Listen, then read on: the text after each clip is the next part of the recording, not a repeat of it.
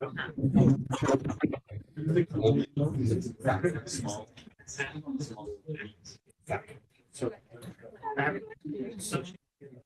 plans.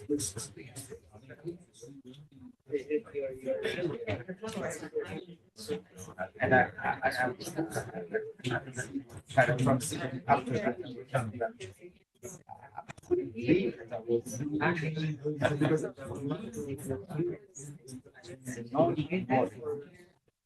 when I came down to Where's Shams?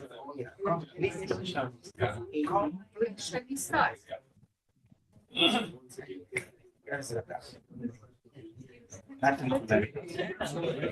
Oh, plan to learn. Certain things we do well. Good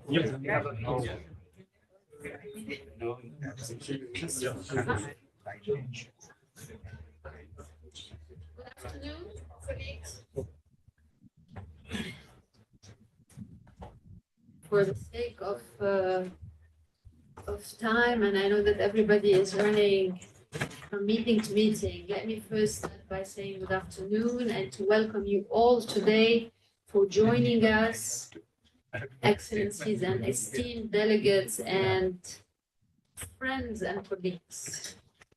So we have the pleasure to have with us His Excellency Peter Mohan Maitri Pierce, the President of the High Level Committee on South-South Cooperation and the Permanent Representative of Sri Lanka. We have also with us Mr. Bakit Siddiqov, the Head of Department of Political and Economic Research of the Presidential Administration of the Kyrgyz Republic. We have with us Mrs. Shaima Gargash. She's the Director of Sustainability and Energy Department at the UAE Ministry of Foreign Affairs. We have with us Mr. Elmadin Mediev, COP29 Presidency Finance Team Leader, and Senior Negotiator. He's also the Director of Azerbaijan International Development Agency, AIDA. We have with us also online Mrs. Shaima Al-Shaibi. She's the Vice President of the Public Sector and Strategy at the OPEC Fund. And we have with us also Dr. Isa Fay, the Director General of Global Practice and Partnerships at the Islamic Development Bank. We have also with us Mr. Hauri Amzou, the Associate Administrator of UNDP, and Mr. Jamil Ahmad, the Director of UNEP New York office. So thank you all for joining us and a very warm welcome. This is an extremely important discussion on just, equitable financing and solidarity for climate action, South-South and Triangle Cooperation pathways to the SDGs, which we are proudly organizing together with the High-Level Committee on South-South Cooperation in partnership with the OPEC Fund for International Development. So we're here to discuss a shared purpose to address one of the most pressing challenges of our time, climate change.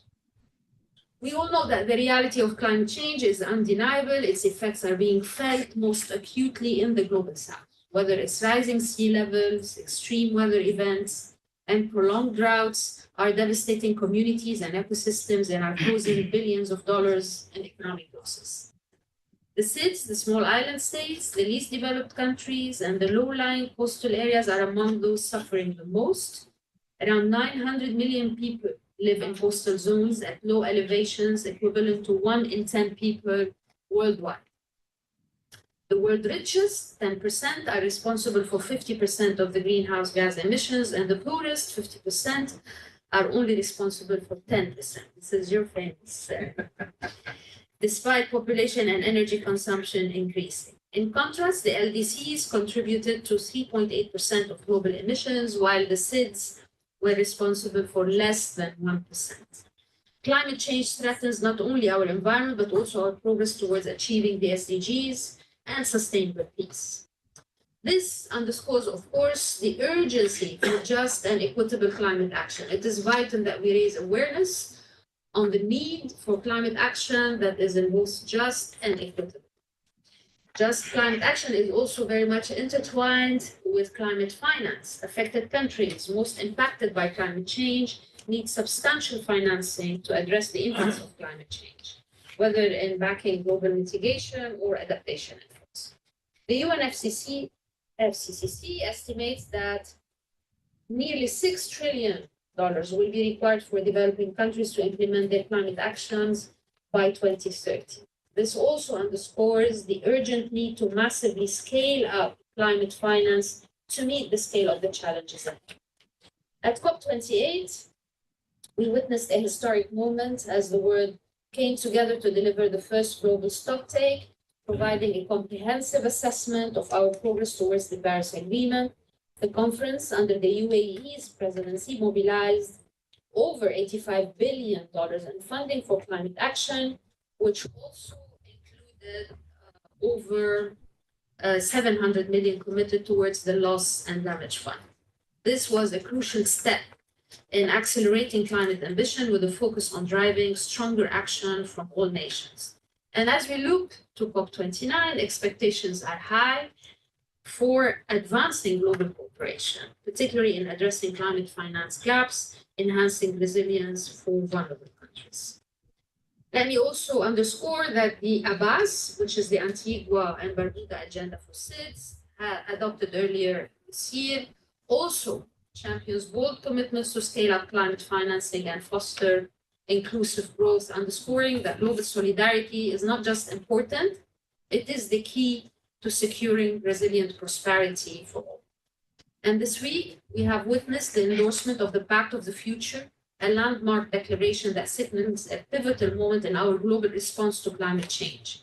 It demands nothing less than accelerated and transformative action, particularly for the developing nations bearing the brunt of the crisis. The commitments, of course, are very bold, tripling renewable energy capacity, scaling up adaptation finance, and charting a clear course towards a global net zero emission energy system by 2050. At its heart, this agenda underscores the power of international solidarity and the urgent need to support vulnerable countries in achieving a just and equitable transition for all. So today's discussion is not only about highlighting the challenges, but it's also about showcasing solutions. South-South and Triangle cooperation are powerful vehicles for collective action. Countries of the Global South have been at the front of innovative climate solutions, from renewable energy projects to ecosystem restoration efforts. And through this modality, countries can share experiences, exchange technologies, and build the capacity needed to address climate. We have different and very important examples of cooperation in action.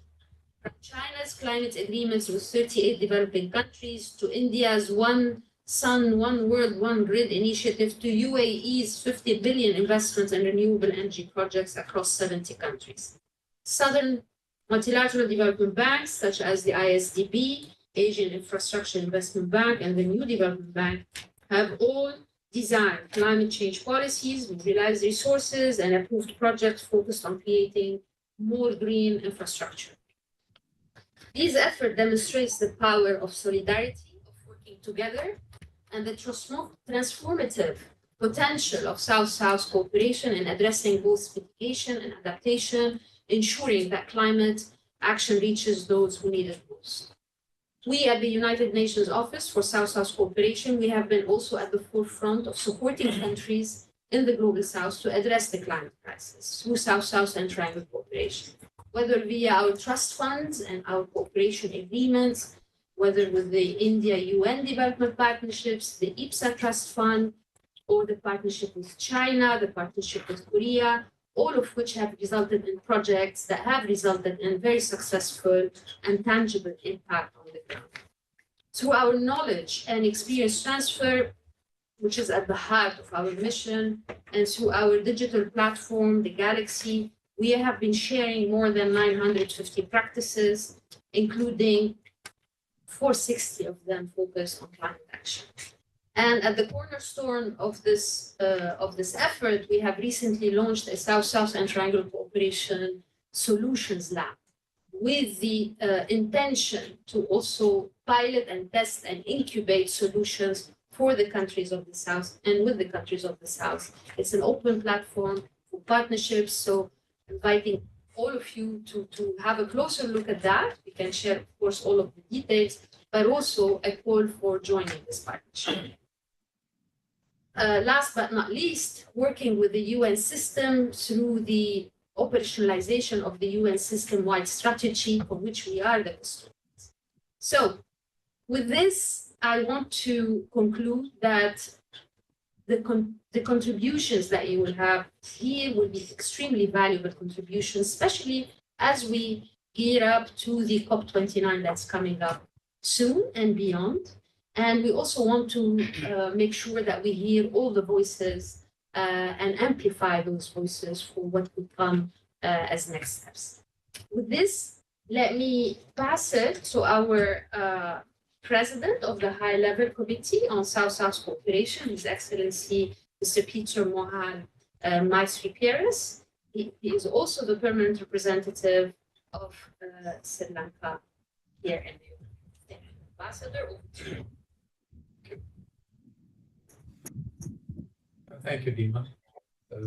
All protocol being observed, so permit me to launch off as quickly as I could to the main event. My dear friends, listening to Dima, I thought we are just on the verge of kind of establishing heaven on earth, actually. We have a summit in the future. We know exactly ostensibly what we're going to do. We have a global digital pact, and then we have a future, a declaration for future generations. What more do we want? Quite frankly, I was wondering whether if Louis Armstrong sang that song, What a Wonderful World, whether they would sing it differently. So there is room for optimism the way you put it. But having said that, Excellencies, it is no secret that the world is facing an unprecedented climate crisis. Notwithstanding the lovely things that we have been saying to each other in the last few days, the leaders of our nation walking in and walking out, trooping in and trooping out, and leaving us with wonderful, lofty promises. You begin to wonder, what exactly and where exactly we are going. Which is the climate crisis, this unprecedented crisis, which has an impact which is disproportionate and felt by most of our vulnerable countries, particularly in the global south. Now, the global temperatures are already 1.1 degrees above pre-industrial levels. The prediction is that it is likely that it will surpass the critical 1.5 degrees centigrade, the tipping point, by 2035. That's 5 years after we have supposed to have achieved the 2030 goals. Now, what will follow is not difficult to predict, as events such as heat waves, floods, rising sea levels will become increasingly frequent. Now, the LDCs and the coastal communities will be surely at great risk, notwithstanding the fact that they contribute the least to greenhouse gas emissions, but have the misfortune, I say, the misfortune of facing the brunt of the climate impact. And being developing countries are struggling to mobilize the necessary resources to deal with the problem. In other words, we do the least amount, we cause the least amount of problems, but we carry the heaviest of the burdens. Now, you will agree that it is not at all an envious situation to be in. So, what do we do about it? What do we do about it? Think about it. Achieving a just, equitable financing and solidarity for climate action within the South-South cooperation framework, I think, can play a critical role in advancing the Sustainable Development Goals, particularly SDG 13, climate action. Now, South-South cooperation refers, as we know, the collaboration between developing countries in the global South. enabling us to share knowledge, expertise, and resources to address common challenges, including climate change. Now, how do we do it? We've been doing a lot of talking, no doubt, and we seem to know everything that we need to do. But we still can't get the act right, so to speak. So how do we do it? Now, so therefore, to foster just and equitable climate financing and solidarity, we believe that we should think about it, that there are certain things to be pursued and needs to be considered. In other words, it's virtually a sine qua non. These factors that I will spell out to you in a second. First of all, I really believe, Director, that the strengthening of institutional and policy frameworks for South-South cooperation. For example, create policy frameworks for climate action. In other words, countries in the global South should develop and strengthen regional or sub-regional climate policies that promote cooperation within ourselves. Then, expanding South-South climate pacts and regional agreements, such as the African Union's climate change strategy or the Latin American agreements, can align national climate actions with shared regional goals. In other words, our regional goals, our national goals must be consonant with the regional goals. So these alliances, I believe, can create solidarity in global climate negotiations, ensuring nothing more and nothing less fair representation of the global South. A fair representation of the global South. That's the first aspect.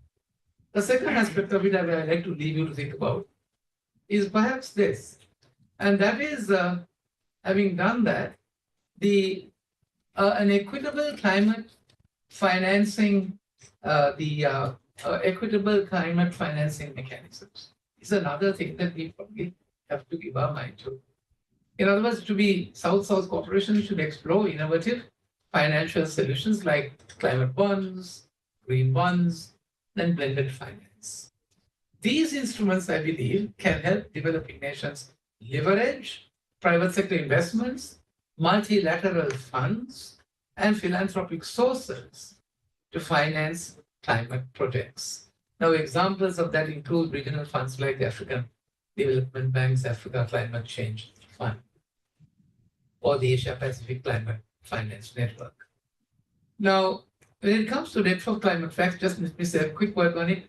Developing nations with high debt burdens, I believe, can engage in debt for climate swaps, where portions of their international debt are forgiven in exchange for investments in climate mitigation and adaptation projects. The other aspect that we can consider under that heading is peer-to-peer funding initiatives. Now, South-South cooperation can involve direct financial assistance between developing countries. Now, this would include wealthier developing nations offering concessional loans or grants to poorer nations for climate projects. The next aspect that I would briefly like to refer to is capacity building and technology transfer. Now, we have a huge problem even with the language that we use in couching that responsibility. Now, South-South cooperation, I believe, should prioritize capacity building in key areas like renewable energy, disaster risk management, and sustainable agriculture. Now, this, I believe, can be achieved through knowledge exchange programs, joint research initiatives, and training programs. Now, on the question of technology transfer green development, I believe that facilitating technology transfer between developing nations can help accelerate the adaptation of renewable energy, energy efficient technologies, and climate resilient agriculture practices. Now, we already know that countries like India and China, with expertise in solar and wind technology, can support less developed nations by sharing best practices and affordable green technologies.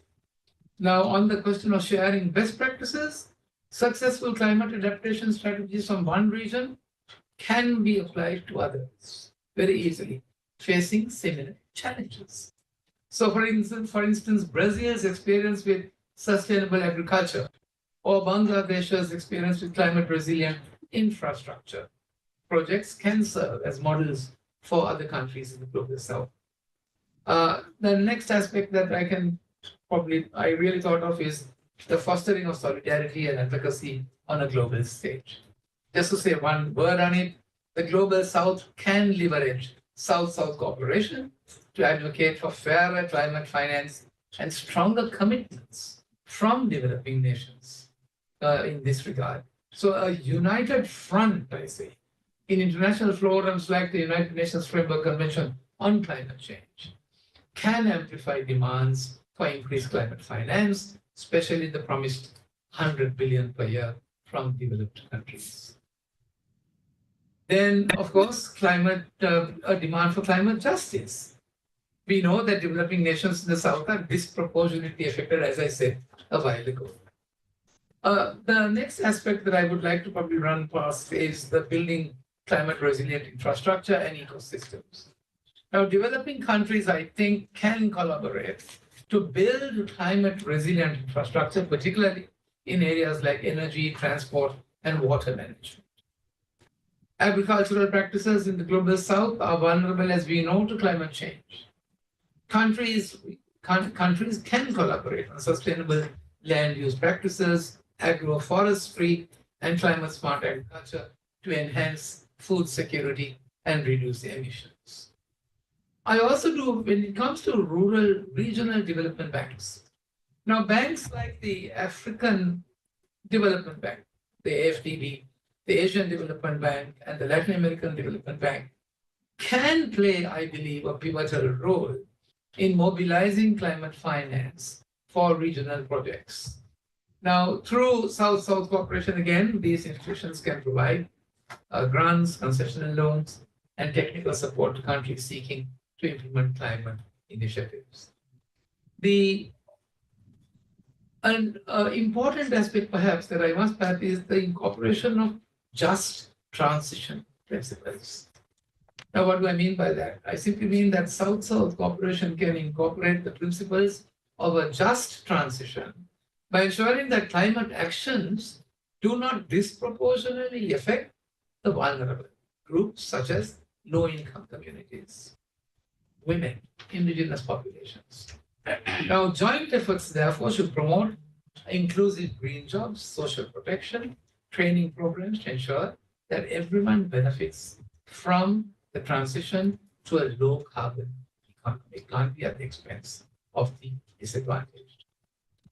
Countries in our global south also must ensure that climate finance and resources are equitably distributed among regions. Then the question of engaging non-state actors and civil society, now that's another contentious area, although most member states are reasonably uncomfortable with it.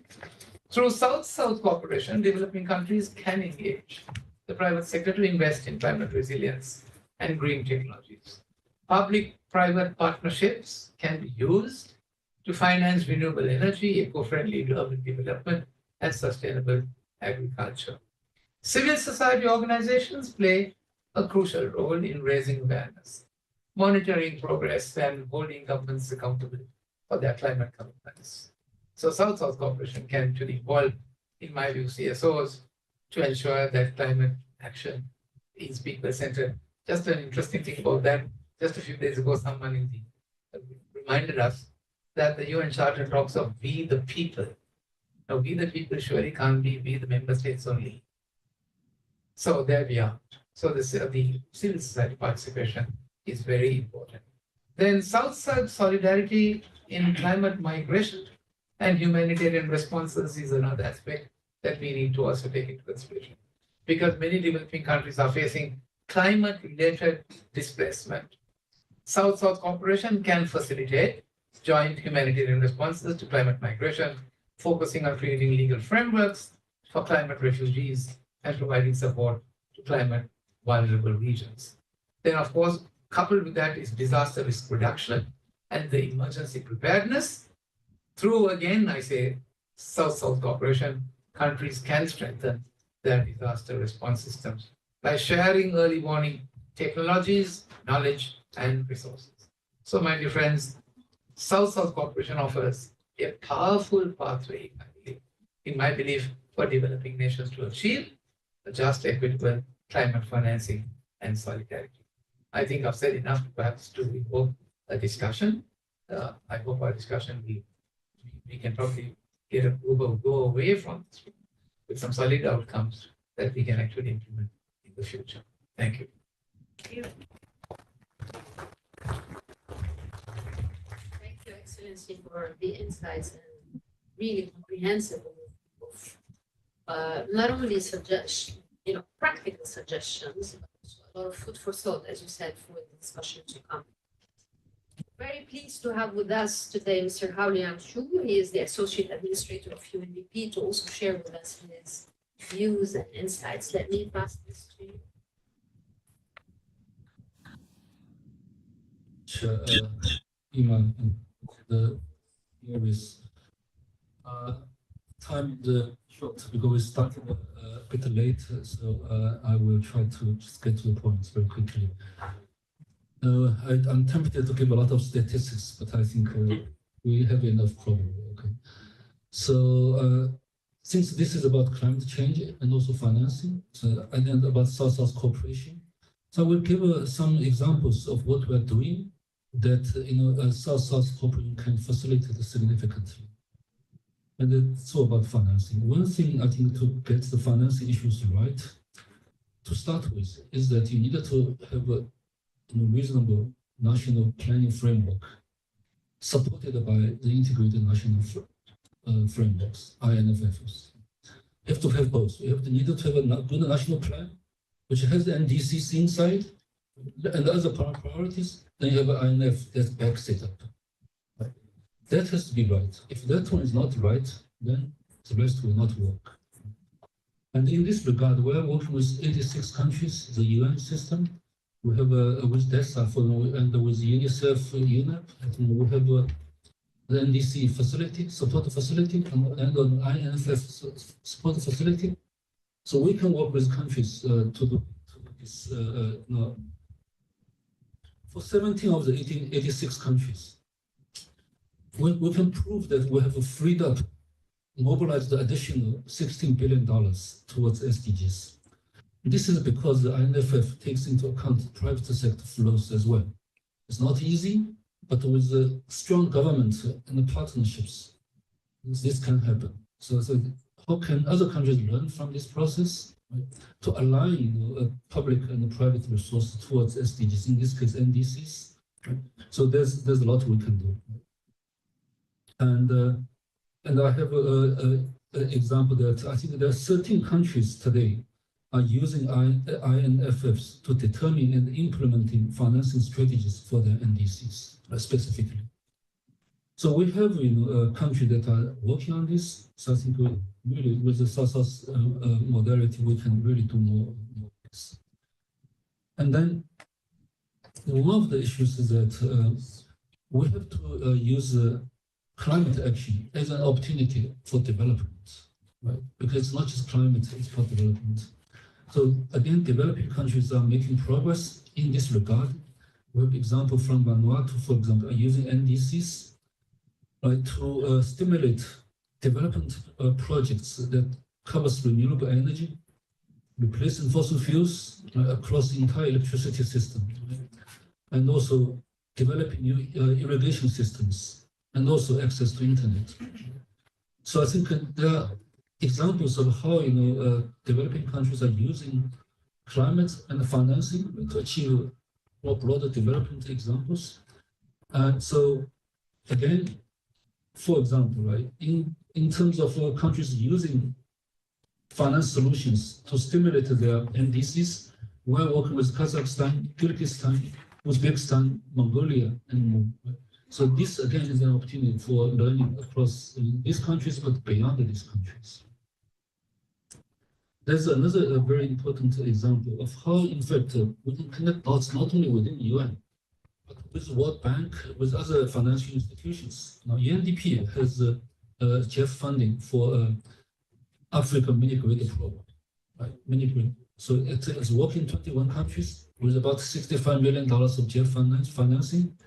And the goal is to actually setting up financial mechanisms, addressing policy de-risking and so forth, to develop local financing markets to attract $65 billion, hopefully, to connect potentially 20 to 65 million people to the grid. Now, with the $65 million in the co-financing, we believe we can connect about $33 million directly through this project. But the potential is $250 million, so 65 million people. But then the World Bank and the Asian Development Bank just launched this Mission 300 initiative to connect 300 million people in Africa to the grid, to electricity. So now we're talking to the bank and how can we work together? Right? With UNCDF, for example, with our own, the banking institution. How do we take advantage of that? Right. So I think that there's a lot of South-South cooperation opportunities. We're talking about at least 21 countries, mainly in fragile situations where UN has a distinctive advantage to support the governments in this. So a last example is the innovative financing the Ambassador mentioned. In Indonesia, for example, right, we're working with government. We've set up a free system of policies, frameworks to issue SDG and the green bonds and the green sukuk, right, based on Islamic financing principles. And the government within this framework has issued $10 billion of bonds for climate and green actions. Now, so we have shared this experience through South-South exchange with Uzbekistan, with Bangladesh, with Cambodia, with Tanzania, with Laos. Right? So we can do more of this because this has been done. We're doing a lot of this also in Latin America countries, right? Mexico, Ecuador, Paraguay, I think, right? So there's a lot of potential just on the issue of financing. There are a lot of good practice, not only with us, but themselves, with other international institutions. So just to say that really, South-South cooperation can make a major contribution to increase financing for climate action. This is not new, not easy, not fast, but one at a time we can make progress. Thank you.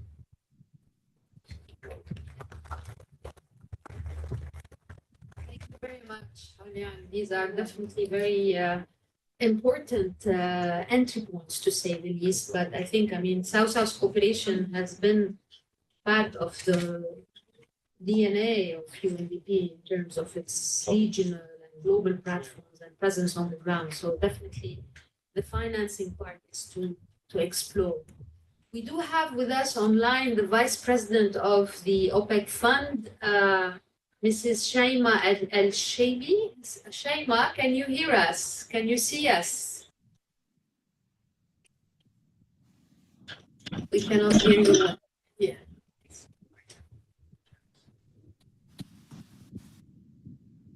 I think there is a technical problem. We cannot hear you well.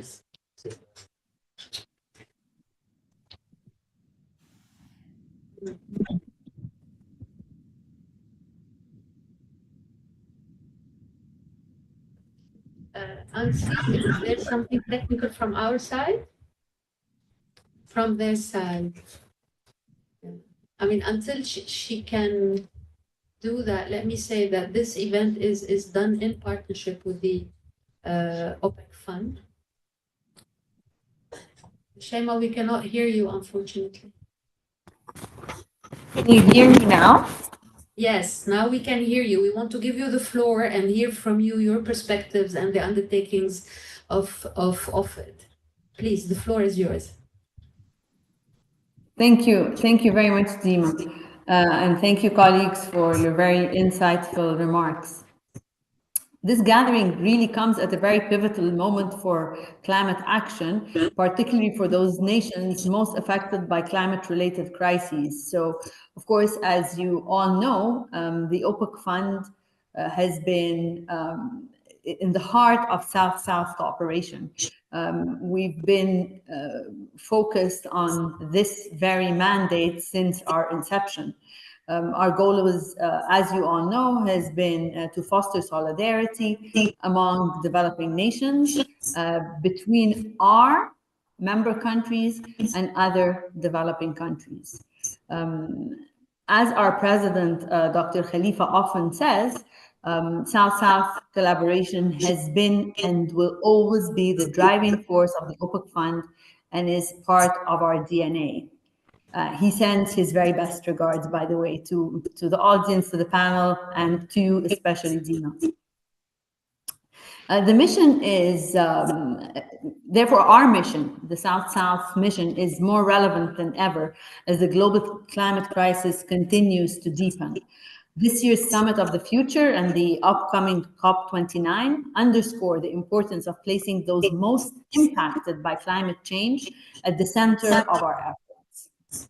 At the OPEC Fund, we believe that inclusive and just climate solutions must be led by the countries and communities facing these challenges the most. One of the ways we contribute to this vision is through the South-South Knowledge Hub, an initiative that came from our partnership with the Asian Development Bank through the Nature Finance Solutions Hub that we have jointly established and launched at COP28. Given our global footprint, we operate, as you all know, in over 125 countries across all continents and have a cumulative commitment of $24 billion. The OPEC Fund is uniquely positioned to identify and replicate successful solutions across regions. Through the Knowledge Hub, under the South-South Knowledge Hub, we are not only sharing innovations, but also scaling effective climate solutions globally. Sorry. So we're not only scaling effective climate solutions globally, we're replicating best practices from Africa to Asia and very soon Latin America and beyond. This hub enables us to channel both financing and knowledge, ensuring that resources and expertise are directed to the areas that need them the most. In addition to knowledge sharing, our partnerships with Southern-led institutions such as the Arab Coordination Group are vital in addressing the climate crisis. I'm sure you recall that at COP27 and COP28, these partnerships helped catalyze $27 billion in pledges for critical climate actions between the different members of the Arab Coordination Group. This collective effort demonstrated the power of South-South cooperation in advancing the just energy transition and building climate resilient societies. At the OPEC Fund, we currently are executing ahead of our plan, whereby we are currently at 34% of our portfolio dedicated to climate action versus what we had anticipated, which is 25% by 2025. Our aim is actually, our target is to achieve 40% by 2030, but we believe that in the midterm review of our climate action plan, we're probably going to up these targets.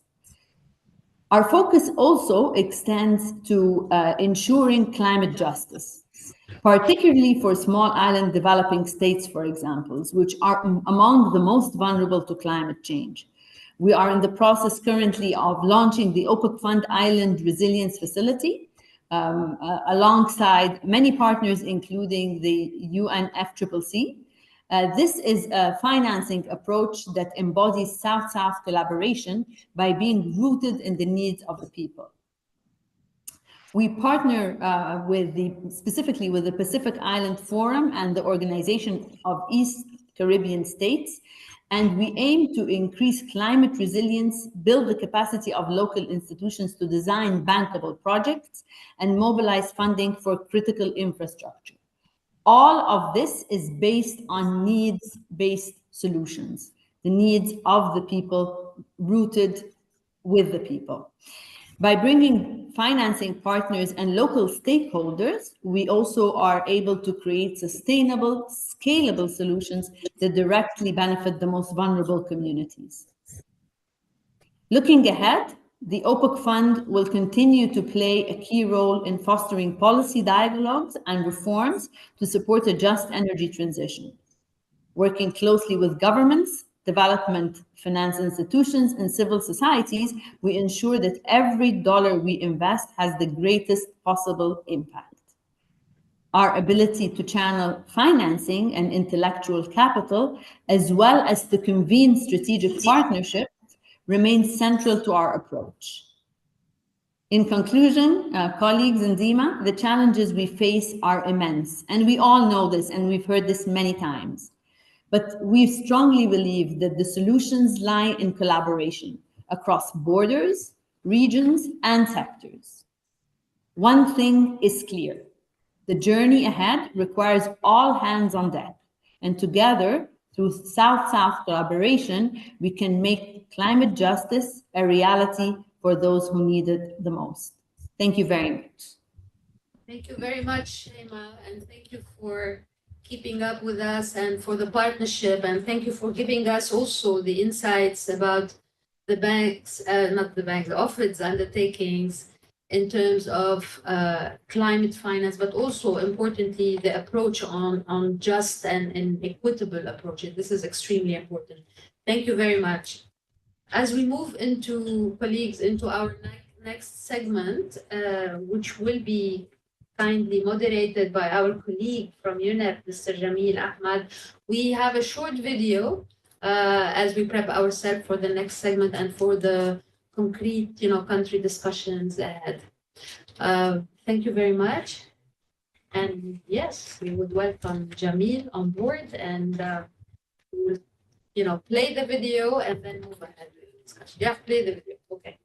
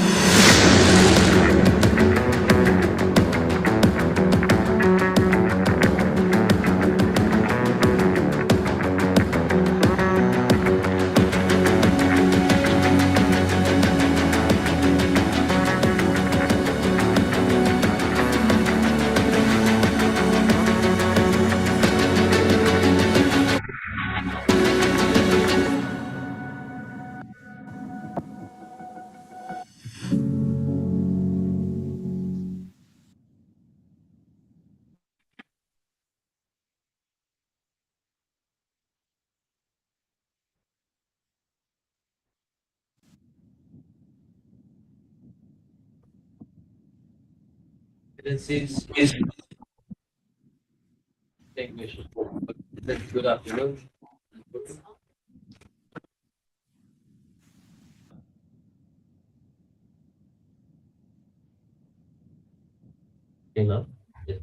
Excellencies, distinguished colleagues and participants, good afternoon. As my colleague Dima just said, I'm Jamil Ahmad, Director for United Nations Environment Program here in New York, and it's my pleasure to moderate this discussion with such distinguished panelists this afternoon on this important subject. We have heard in detail the crisis that we find ourselves in, the existential threat of climate change, and the hurdles and obstacles and challenges that we find ourselves in the middle of. Most important one, the financial issues. So today, as we are at a critical intersection of climate action and sustainable development, The Secretary General, the day before, exactly Monday exactly, remarked that we are in a climate meltdown. And as he has said on multiple times earlier also, that this meltdown can undermine the gains of SDGs, and it can reverse all the achievements that we have had on the sustainable development front from 2015 when the SDGs were adopted up to now. But also, he said that there are solutions. And as we heard from our speakers this morning, this afternoon, just before the panel, that these solutions are there, which needs to be applied and implemented at scale.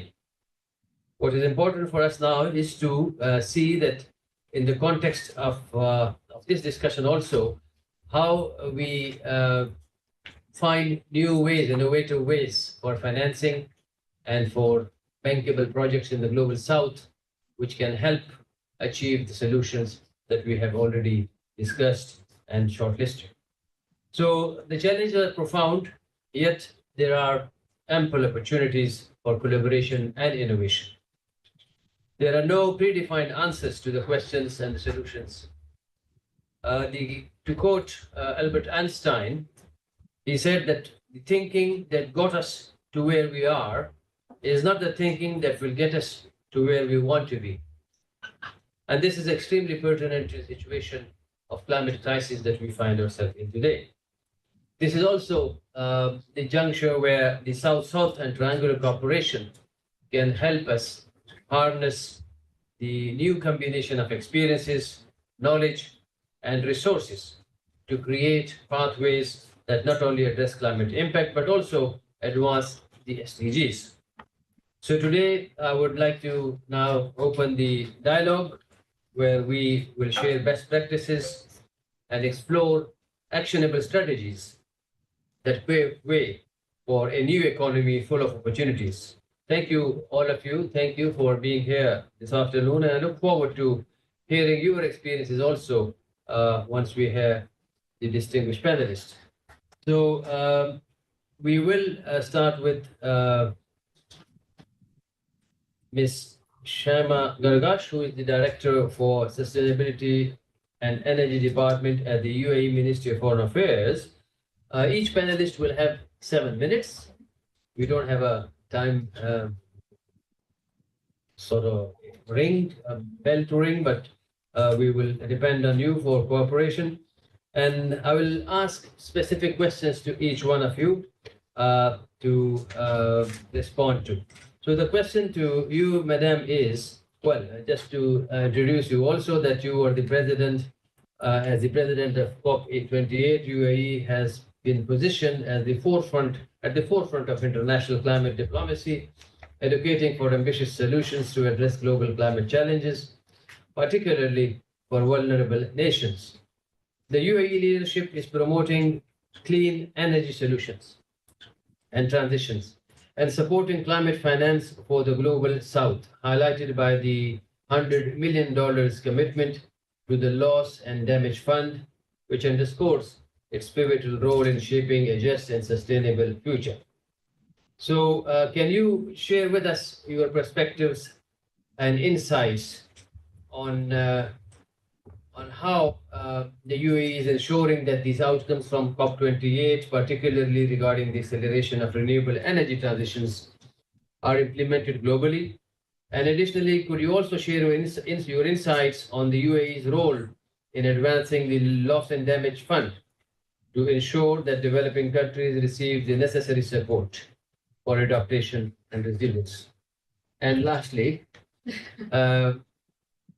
can you also tell us how the UAE is leveraging this cooperation modality to facilitate the transfer of clean technologies and climate solutions, especially to the countries of the global south? Over to you, Madam. Thank you. Wow, so many questions.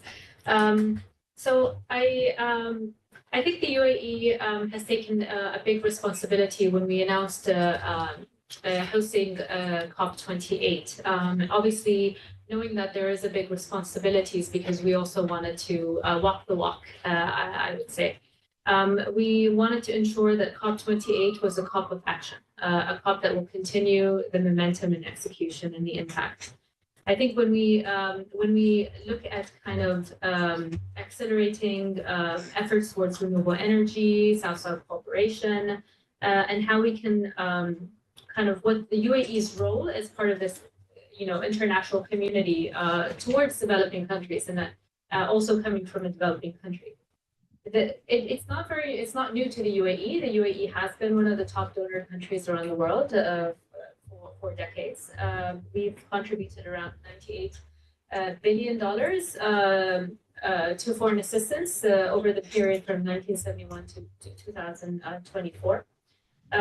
The efforts that the UAE was spearheading at COP28 was because we listened to the developing countries that finance was a major element and a major obstacle to adaptation and mitigation.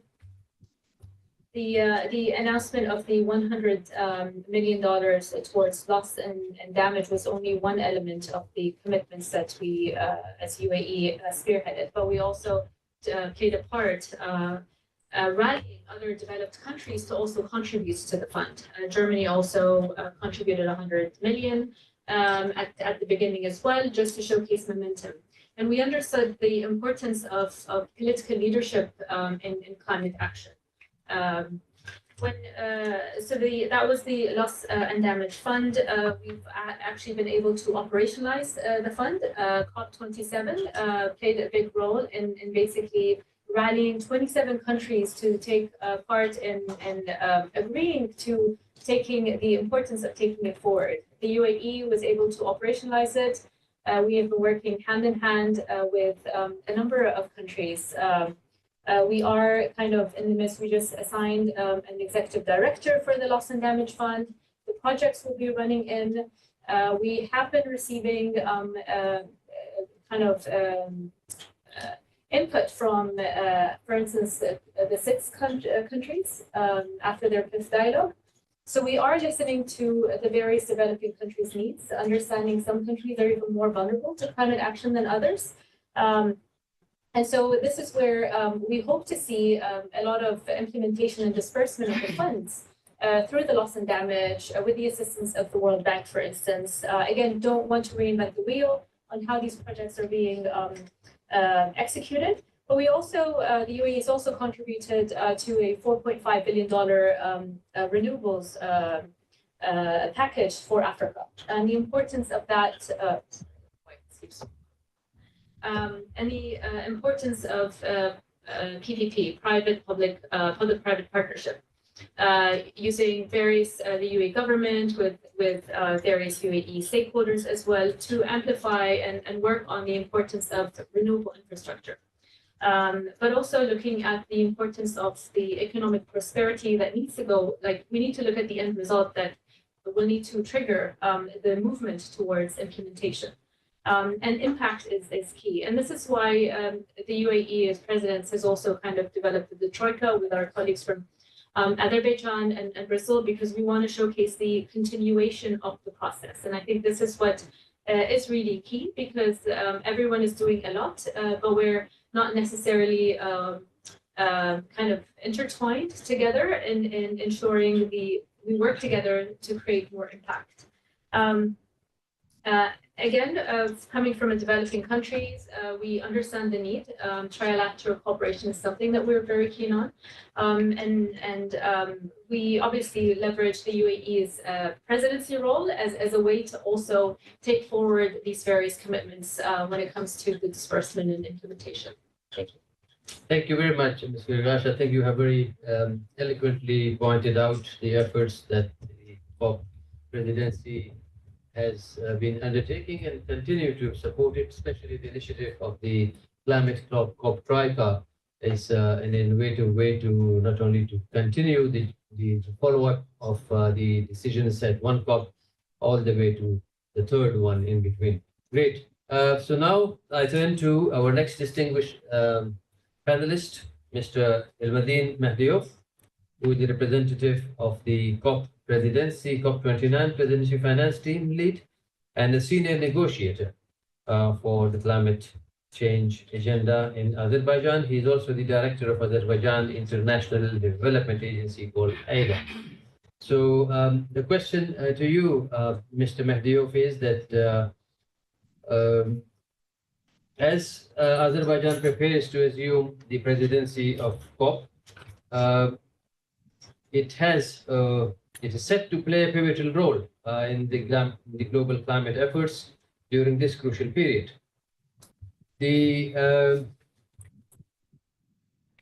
What will be the country's key priorities and strategies to ensure that global climate goals are met, particularly in operationalizing the loss and damage fund? This was just mentioned by a previous panelist, and also advancing the climate finance for vulnerable nations.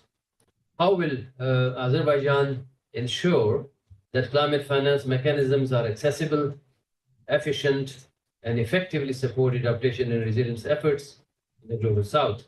And the last bit is to ask you to explain to us and share with us how will Azerbaijan plan to leverage this modality during the COP29 presidency? Thank you very much. First of all, I would like to greet everybody and to express gratitude for inviting me as a panelist to speak about the issues you have raised in the question. This year is an important for Azerbaijan, as we are going to host in November COP29, but at the same time, I believe that this COP is important for all peoples living in the earth, as we are focusing this year as a main mandate on a climate finance, which stays in the soul and heart of the global climate action. Because without finance, there is no action. And I would like to remind that the previous COPs, at least, I mean, the COP28 in UAE, and the previous one, and so this continues this success in general. And taking into account the last year, the delivery of the mandate of the COP28, I think that this year expectations are high for solution of the climate finance, the solution of the issues which are on the agenda of the climate finance. And I would like to remind that this is the first time since the UNFCCC regime established since 1992 that all parties, developed and developing parties all together, they are negotiating the climate finance. They are trying to find a way to adopt the new collective quantified goal. The previous goal, which was 100 billion, that was agreed by the developed countries, and there are different reactions from the developing world to this goal. But this time, it should be something agreed by all members, by all parties. So from that point of view, you have asked what are the key priorities and strategies. Actually, our key priority, top negotiating priority for the COP29 incoming presidency is the agreeing of fair and ambitious NCQG, new collective quantified goal, which in the light of the urgency of scaling up climate action, and at the same time, which takes into account needs and priorities of developing states.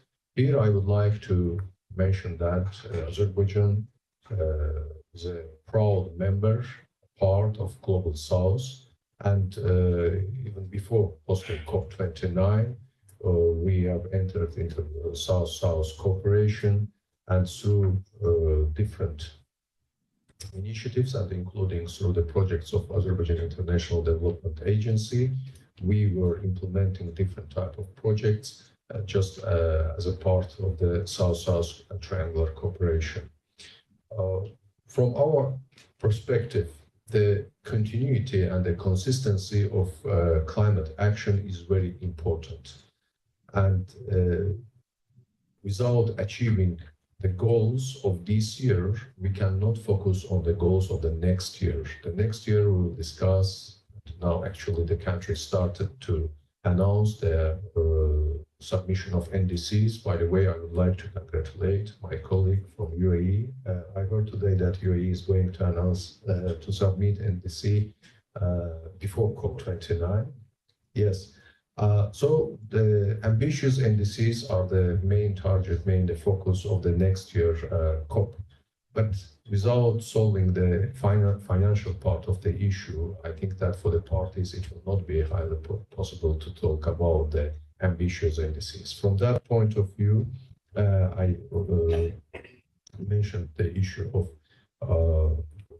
continuity and consistency. We have made a lot of visits with the COP president designate. Just recently, we were in Tonga. We have visited small island developing states, LDCs, and we have seen their problems, and including the issues related to the adaptation. And we heard from them, we heard from the parties their priorities. You have asked what are the strategies and what we are doing for the accessible, efficient, and effectively supporting the adaptation and resilience efforts. Just I'd like to say that this process under the mandate of the UNFCCC, this is the party-driven process. The parties are deciding what they are agreeing.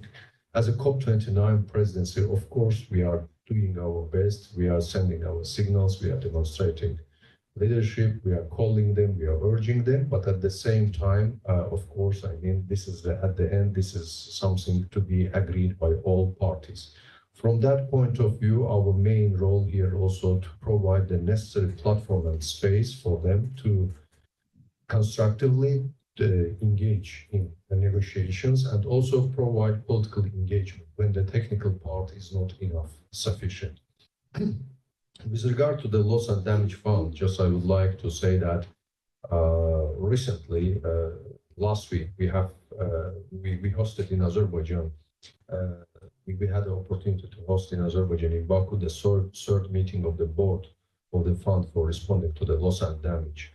And I think that was the historic milestone, and it laid the groundwork for dispersing funding for the first time in 2025. By the way, this meeting also elected the new executive director of the board, and taking this opportunity, I would like once again congratulate Ibrahim Sheikh Daeng for his election. And also as a COP29 presidency, we are extending our thanks to the Philippines for agreeing to host the loss and damage fund in their capital.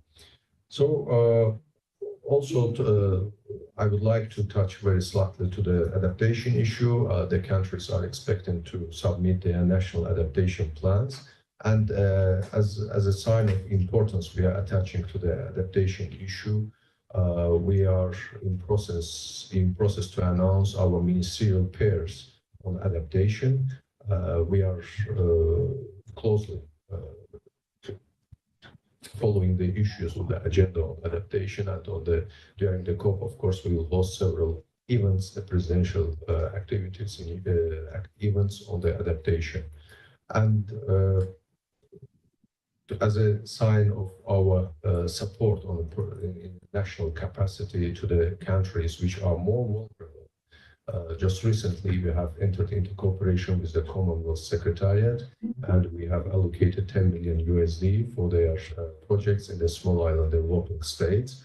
And additionally, in order to provide the inclusivity of the COP in Azerbaijan, just recently in Tonga, our COP president designate announced that Azerbaijan will make all necessary efforts for 6 countries to participate in the COP, including providing the additional funds and resources for them. And lastly, with regard to your second question, just I would like to mention that one of our presidential initiatives is Baku Initiative for Climate Finance, Investment and Trade, which we call BICFIT, and which aims to channel public and private climate finance to developing countries, support policy development, and share expertise through dialogue. Thereby, the initiative will help to ensure that Global South countries have access to the investment and technologies needed to implement long-term climate goals. I think that my time is over, so here I will stop, but of course there are a lot of things to share with you. Thank you very much. Thank you very much. It was a very lucid explanation of the plans and strategies and the intentions of the incoming COP presidency for making full use of the opportunities that will be there at hand in Baku when we meet there for COP29. We had another distinguished panelist, Mr. Bekat Sadikov, but he unfortunately had to leave for airport as he has to depart soon. So we will now request our other distinguished panelist, last but not least, Mr. Dr. Isa Fay, who is the Director General of the Islamic Development Bank. The Islamic Development Bank, as we all know, is a South-South multilateral development bank, and it has played a key role in climate action and supporting climate action in its member states, among its member states, particularly by developing innovative financial mechanisms. So I would request Dr. Fay to share with us some insights on how these mechanisms are helping member countries of ID Islamic Development Bank to transition towards sustainable and climate resilient economies. And also if you can touch upon how the South-South institution, your bank is leveraging this framework, this triangular cooperation framework, to promote the exchange of knowledge, technology, and also financial resources for resilience across your member states' constituency. Over to you, sir. Thank you, Mr. Ahmad. Thank you and good afternoon, colleagues. I'm very happy to be here this afternoon, and thank you for Dima and the team for inviting us. Mr. Ahmed, your question is very, very important to us. I will just start by saying why. The Islamic Development Bank is the only multilateral development bank that houses its shareholders entirely from the global south. We don't have no northern country part of our shareholding country. This gives us a very specific and unique perspective in representing the countries of the south and being the voice of the south. Because we are working for these countries, we are struggling with them, we know what they need, and we believe that if we want to look at the South-South cooperation in the perspective of climate, we need to really accept from get-go that the climate action, climate transition should be just and fair, meaning the fair distribution of costs and the benefits of climate. I don't want to go into the discussion of who needs to pay what, but we all know that the countries of the South needs to be treated, taking into account their specificities and their long-term needs. So they cannot be treated like Germany or England in terms of, because they have their long-term development perspective that need to be fulfilled. So we need to progressively transition by making sure it's just and fair. Now, how do we do it in the bank? We have started by getting our act together and making sure that we have the systems in place, policies and frameworks. That's where we started. And 5 years ago, we have launched the Climate Change Policy and Sustainable Finance Framework, ADB. And then following that, we had what we call the Climate Action Plan for 2020 and 25. And we just recently, last year at COP28, launched the Just Transition Framework that gives you really the framework how the bank is addressing climate and then how we do this work. And South-South cooperation is part and parcel of that framework. So that's what we started, the policies and the frameworks. And then we moved to putting targets, putting KPIs. If you look at our KPIs, our targets, we have targets on climate. The target on climate financing is 35 by 2025. We have already met that target. So we're working the target. We put the target, we have the frameworks, we said we need to finance 35 of our volume of financing should be climate finance by 2025. We already passed that. The other target we had was that to make sure that we are Paris aligned by 2023. This is also met. So we are making sure that our policies and frameworks are really kind of matched in terms of what we deliver. Now, coming back to the different mechanisms and tools and systems, you have the policies and framework, but you need to have systems in place. You need to have the tools. So we've been beefing up our toolkits to make sure that we can deliver on the climate agenda. So we did it.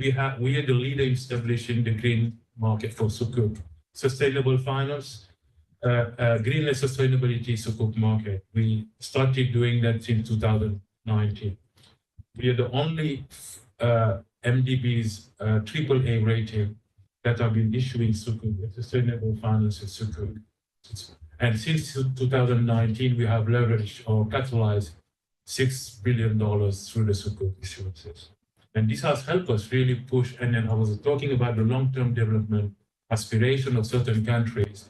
We have been financing, for example, in the sector of sustainable transport in Egypt. We have financing 344 million of infrastructure. And then in Jordan, we have been pushing for food security, for example. So remember, we see a sustainable finance, not only climate, it is sustainable. So this is something, some of the things that we have been able to do with some of these instruments.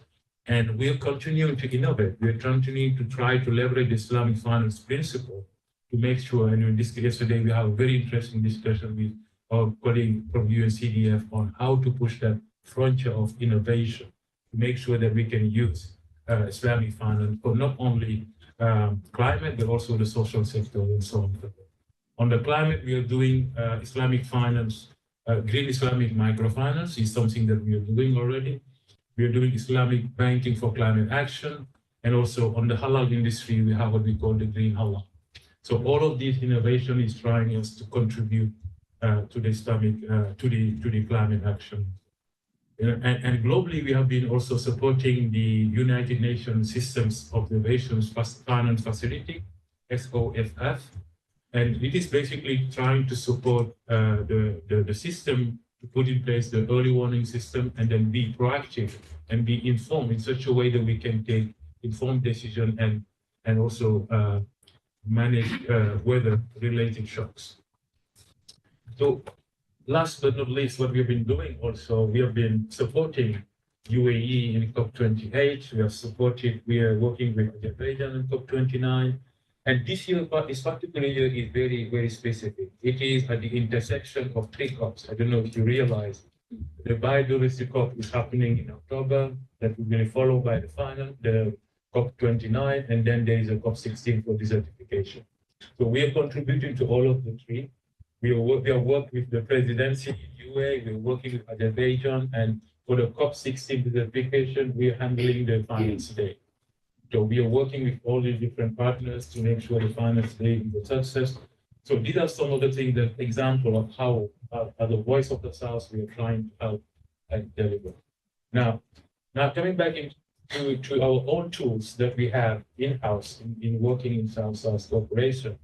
Many of colleagues here know what we have the reverse linkage mechanisms is one, and then we have a second one now coming, the technology adoption program.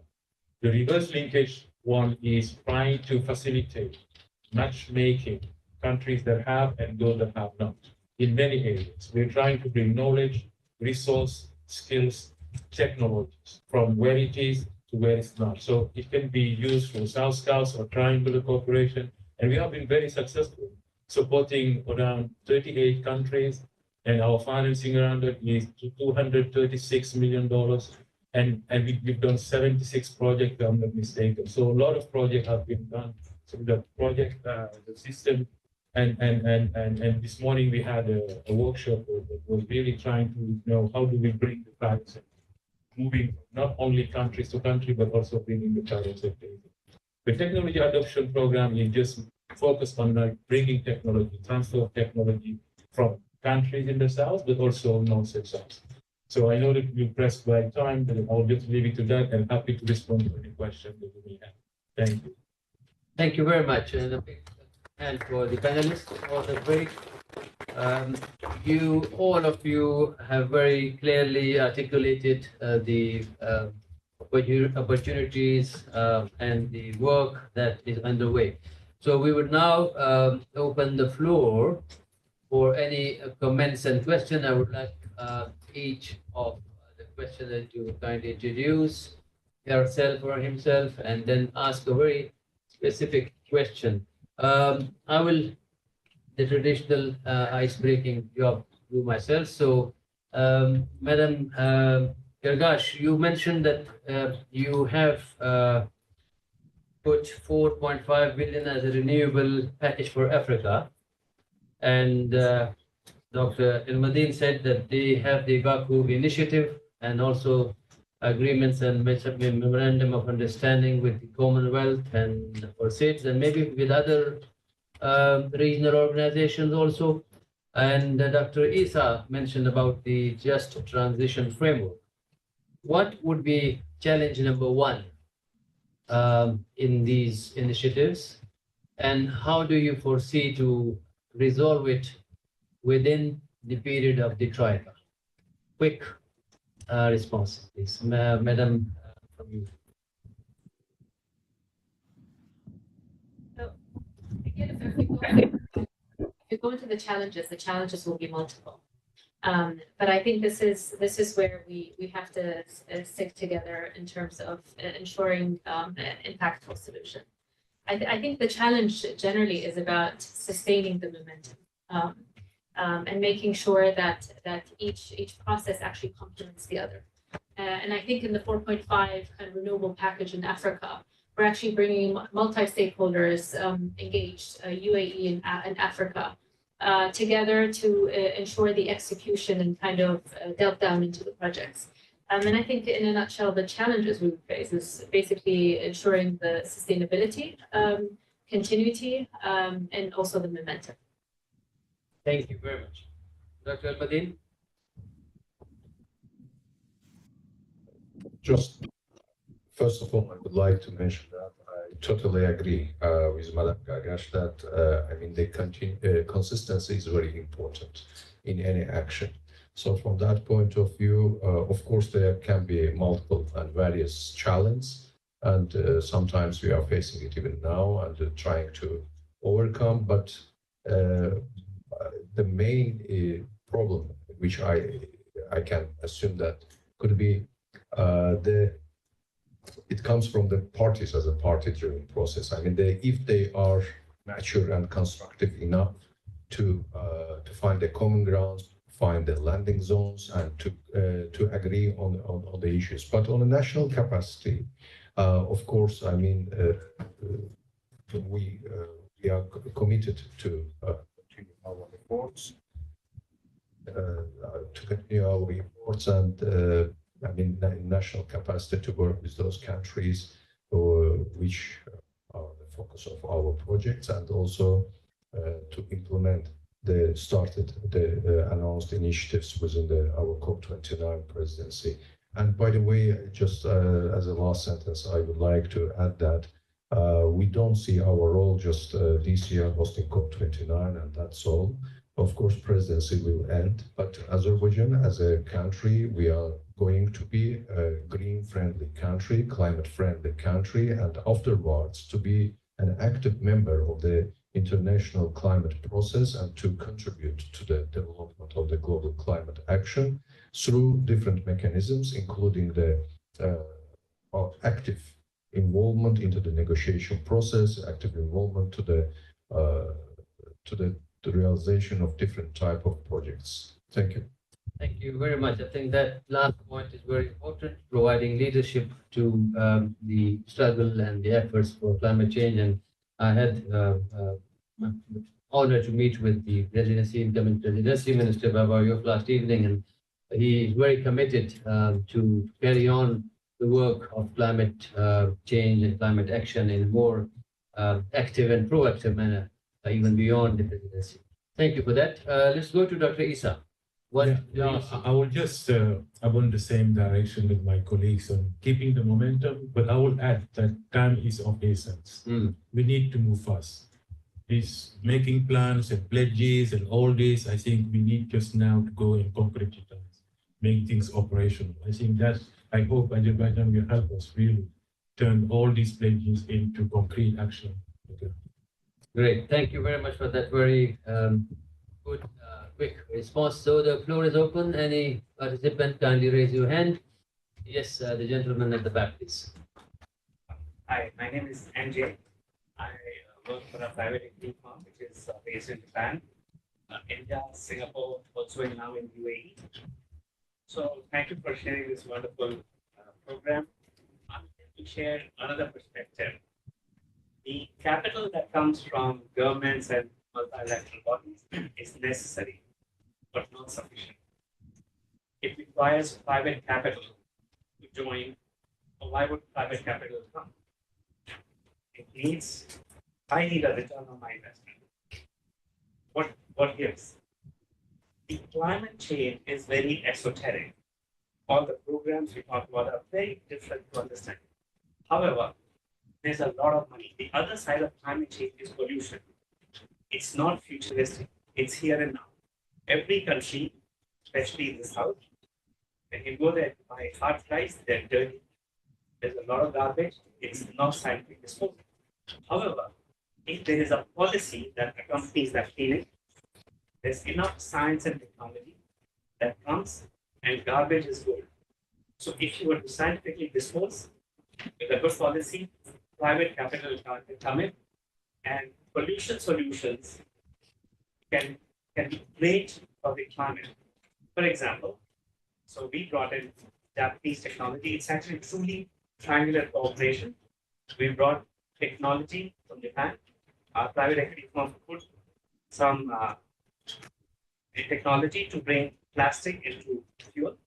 Endoplastic, like plastic which finds itself otherwise in the stomachs of the fish and the oceans, it makes everything dirty and brings all the poison. So we brought that technology, we brought Japanese capital to India. We created solutions, and now we're taking it to Malaysia, we're taking it to UAE, we're taking it to Indonesia. So it's the triangular, the capital came in, and then we're expanding our investments. And by the way, everyone who's interested in becoming an entrepreneur, it's very profitable. Leave your jobs, start becoming solution for pollution. And then goes your need to now talk about very esoteric climate change and solutions and multilateral money.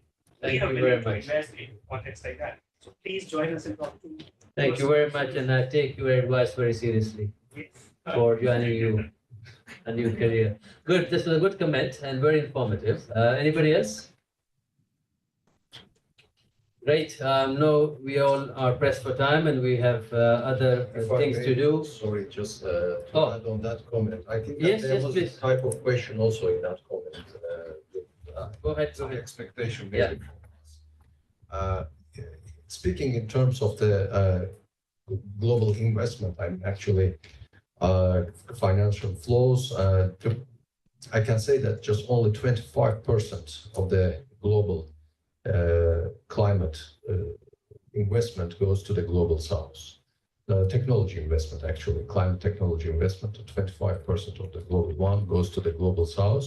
And our high-level champion, COP29 President's high-level champion, is Nigar Alpadoraj, just recently launched a campaign, the initiative to address this disparity.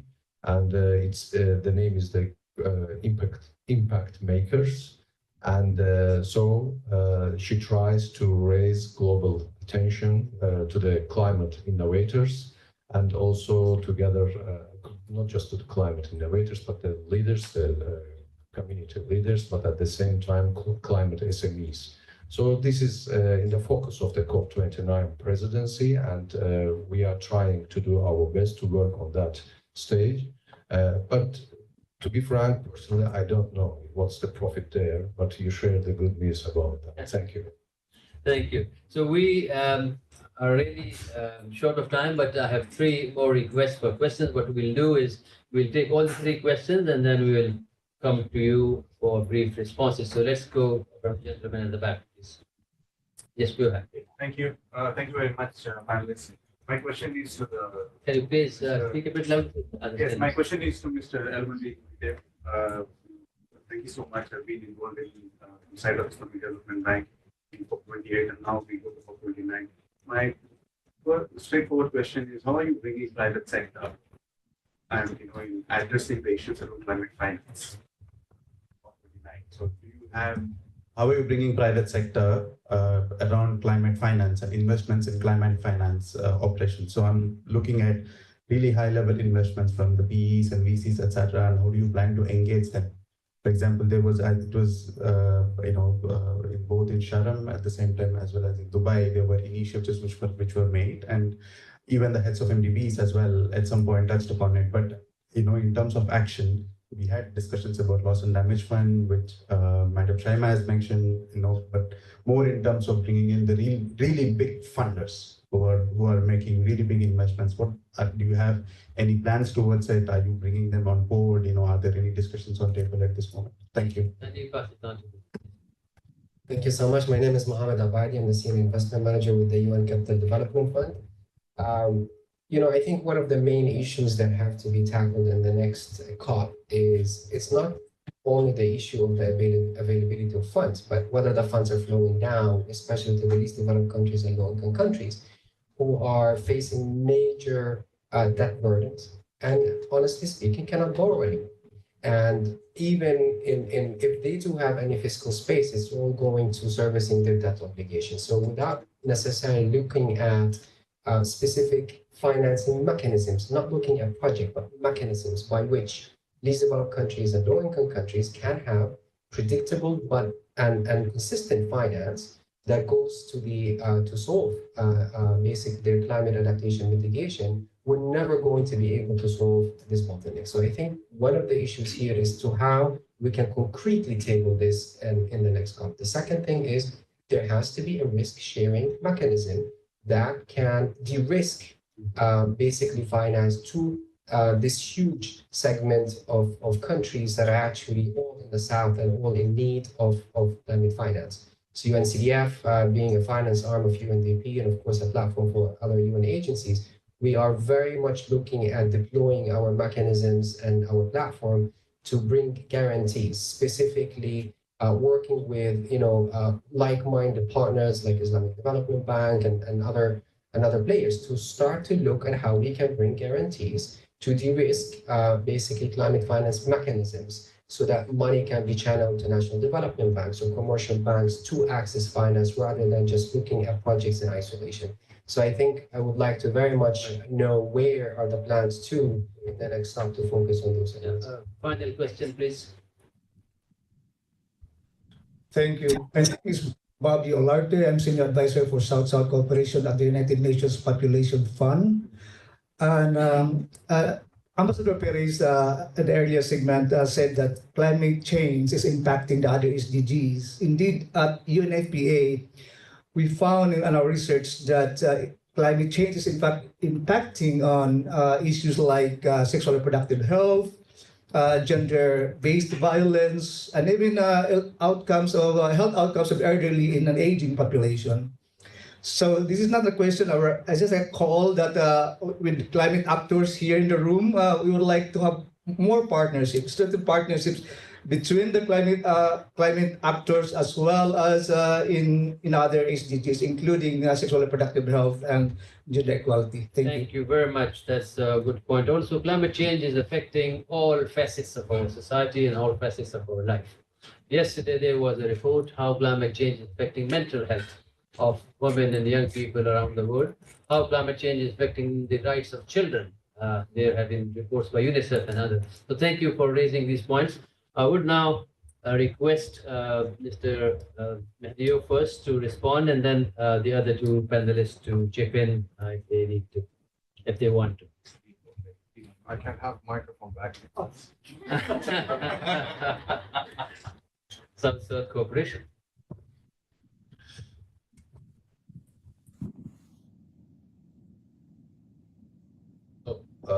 Thank you for the questions. I will start from the first one regarding the private sector, private investment.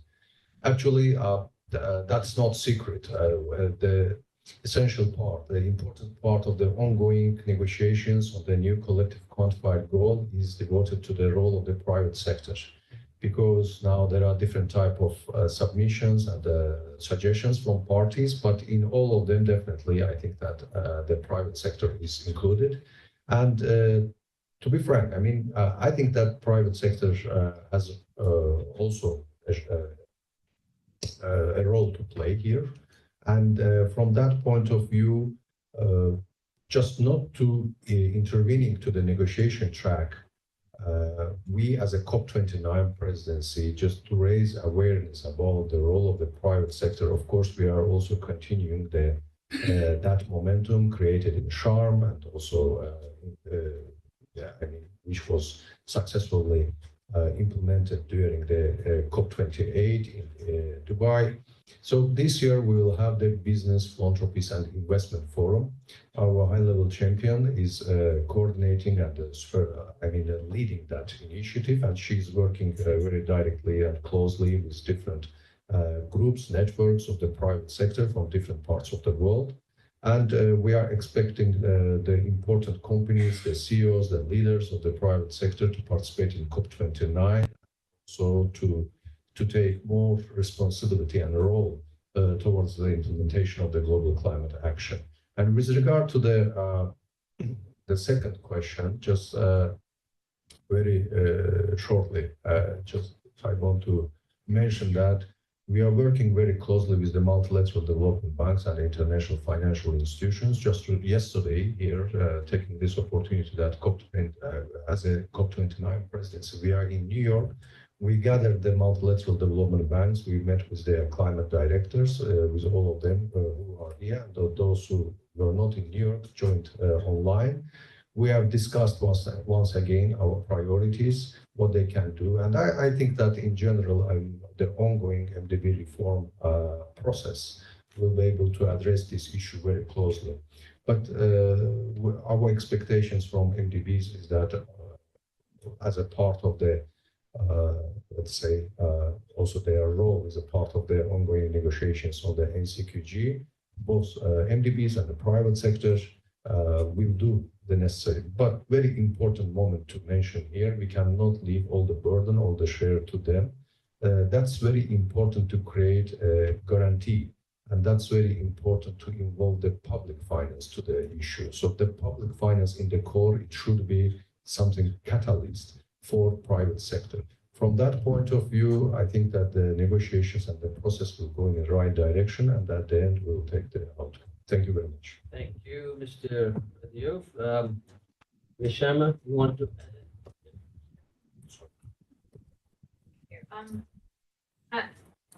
I think when we talk about kind of the various partnerships and also the risk sharing and kind of the impact and why we're not getting to the end result and the challenges. I think with the process, there will always be challenges and there'll be external factors that will be out of our hands. And this is where the commitment needs to come into place.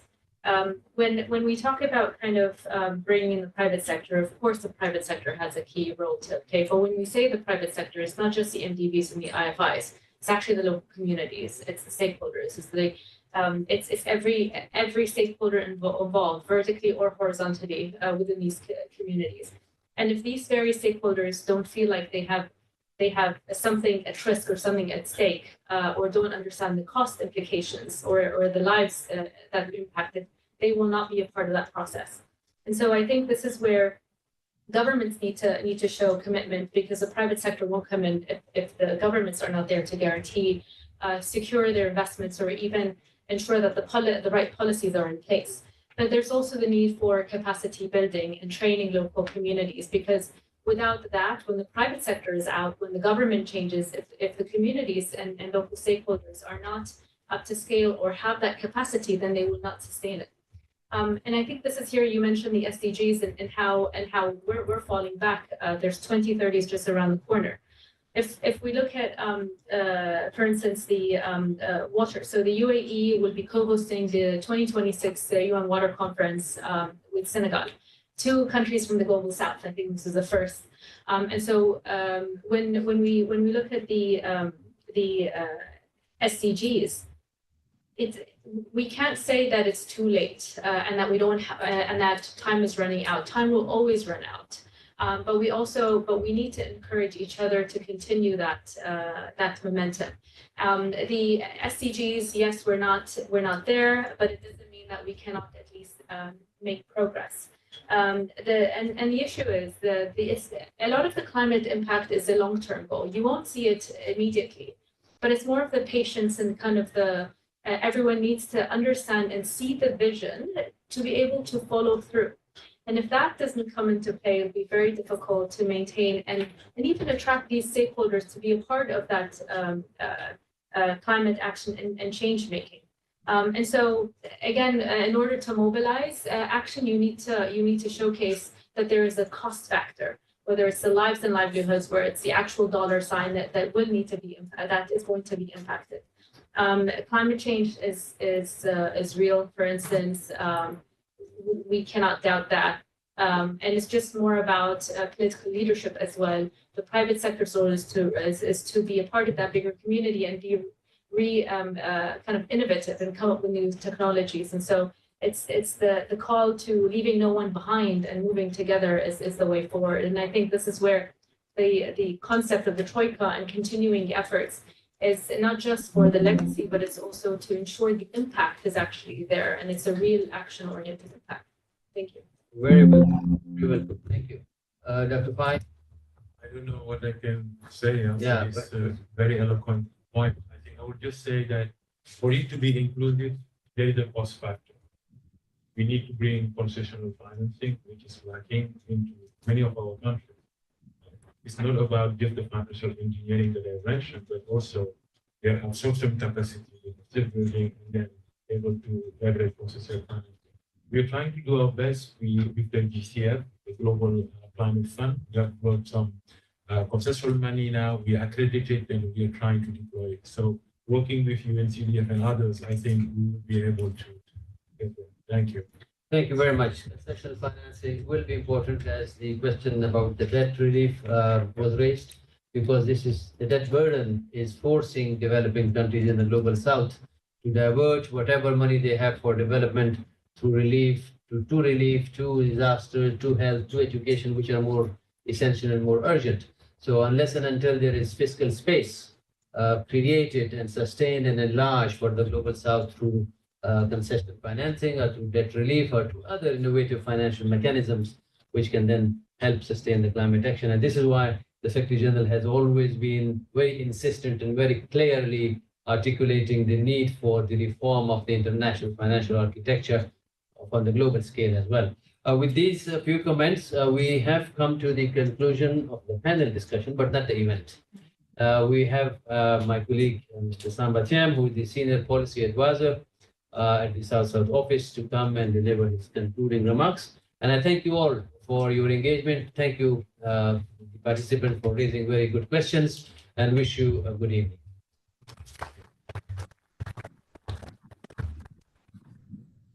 So thank you very much, Jamil. I will be very brief. I will not be taking you longer between you and your next session. I will not be presumptuous to try to sum up what came out of this very rich conversation, but I will take few words.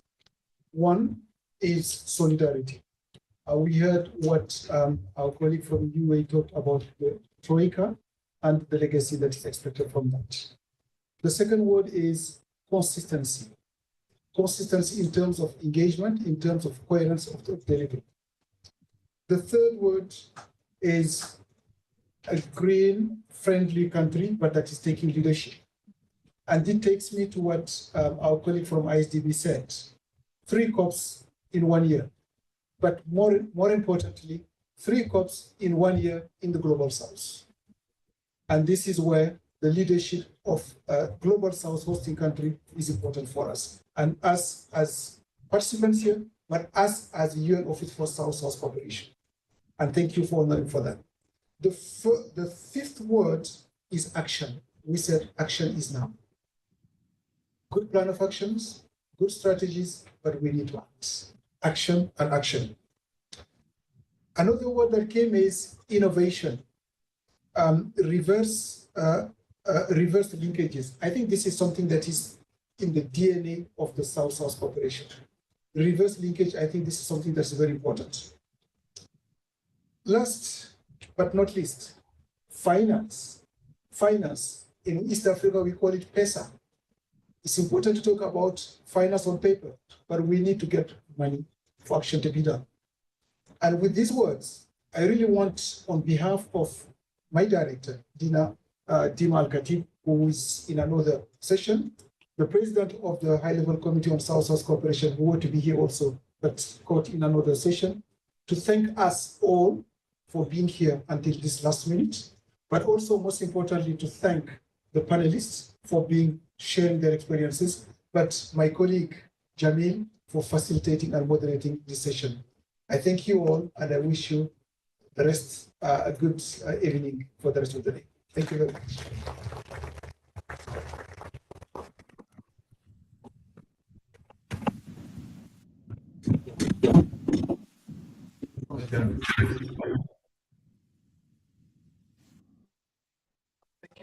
Thank you so much. Thank you so much. Thank you. I don't have a business card.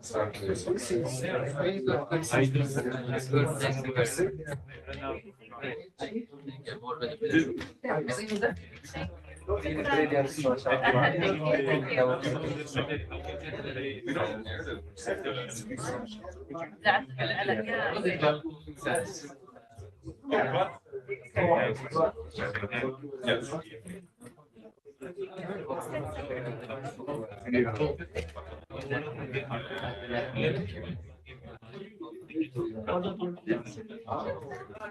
Only to export it. Oh, I see. It's 2006.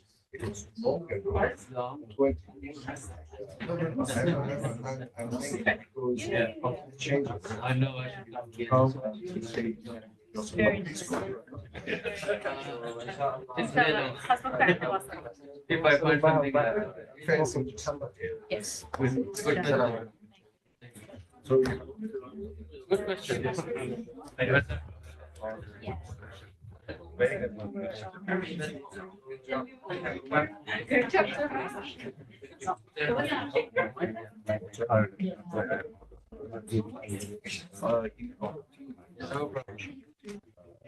How are you? Thank you. Thank you very so much. I appreciate it. We get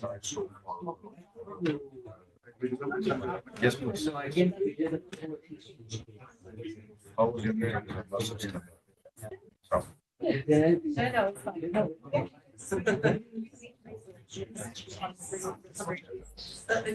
You told me yesterday we worked together.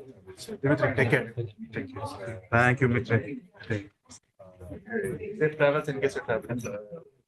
It was my mentor. So I was working this.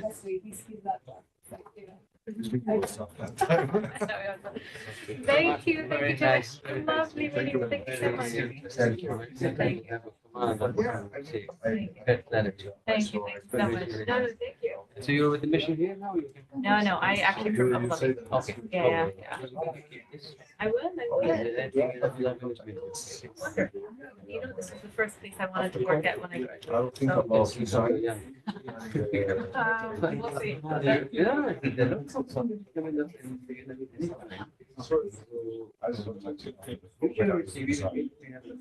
Thank you. Well, no, I'm. But I actually need more of your headquarters in Nairobi. I was in headquarters for 5 years.